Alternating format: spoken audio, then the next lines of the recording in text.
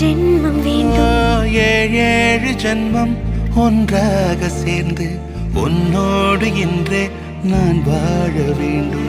காலம்